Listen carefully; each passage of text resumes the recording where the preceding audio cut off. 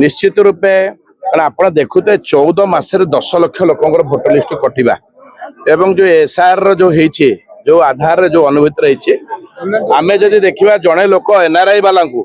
तमें रखुचे एनआरआई वाला जो होचे तार एठी रही परिबा भोटर लिस्ट रे किंतु जो माने आम राज्य अन्य राज्य को जाइछने कौन चाकरी अन्वेषण हो व्यवसाय अन्वेषण हो ता बापार रहिबो जदि पिला मानकर कटि जीव जेतेबेले सरकार जो नीति नियम जो आधार रे एवं जहाँ पाइबा पे जो योग्य होची सेदुर से वंचित होची तेणु करी कौन पे किए हमर हमर डिमांड होचे आपण 6 मास भीतर 3 थर कहीं इंक्वायरी कले गोटे थर कोड जाइछने न जाइछने 14 मास 10 लाख लोक केमिति को आधार को बेसिस काटि देले ताको पुनर्वार 100% नो 50 100% आम चीफ इलेक्शन कमिशन देखा करछु इंडिया एवं ओडिशा चीफ इलेक्शन कमिशन पाखु आज आसीछु जे यार संपूर्ण पुनरावृत्ति आपण 100% इंक्वायरी करके देखा जाऊ को लोक कौन पे कोठी काहे की जाइछि कौन पे इतला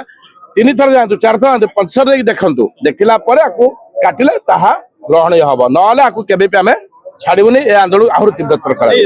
जेतिकी करिके 10 लाख काटिलेने काहे की कौन पे को अभिसंधि को उद्देश्य रे काटिजन तार जवाब दियन जेतेबेले आपणकर निजे मुख्य निर्वाचन अधिकारी कहउचंती जे फॉर्म 7 रे जो माने मुक्त व्यक्ति तांकर कटा जीवो एवं सेतेबेले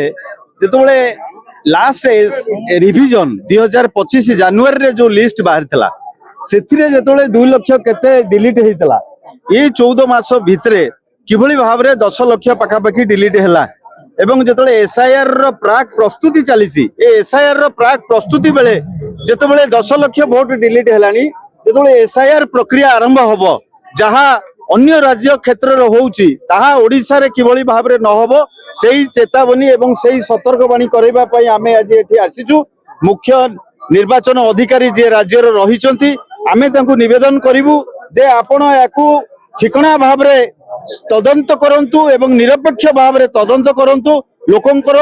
संवैधानिक अधिकार गोटे गणतंत्र मूल आत्मा होची लोकंकर भोट दबार अधिकार तेणु ताकू सुरक्षित रखिबा होची निर्वाचन कमिशन रो दायित्व से दायित्व को ठीक भाव रे निर्वाह करंतु